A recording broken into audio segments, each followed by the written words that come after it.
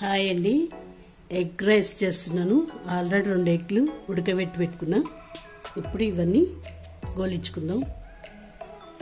Stove వెలిగించుకొని కొంచెం oil వేసుకున్నాం.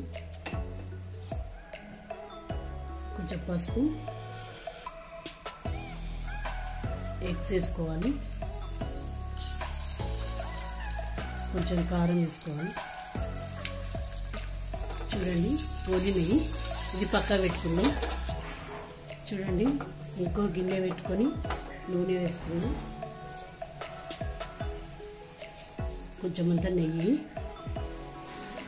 చూడండి ఇవన్నీ జీలకర్ర, సాజీర ఆకు, పచ్చిమిరపకాయ, ఉల్లిగడ్డ, క్యారెట్, అల్లం ముక్కలు, ఎల్లిపాయలు ఇవన్నీ గోలించుకోవాలి. కొంచెం అంత పసుపు, ఎగ్స్ వేసుకోవాలి. కొంచెం అంత కారం, ఉప్పు టేస్ట్ సరిపడేంత, కొంచెం అంత గరం మసాలా. ఆల్రెడీ నేను బాస్మతి రైస్ వండి పెట్టుకున్న పక్కకి. ఇప్పుడు దాంట్లోకి రైస్ వేసుకుంటున్నాం. మొత్తం కలుపుకుందాము. ఇప్పుడు కలబెట్టుకున్నాం కదండి, ఇంకొంచెం పైనుంచి గరం మసాలా వేసుకోవాలి.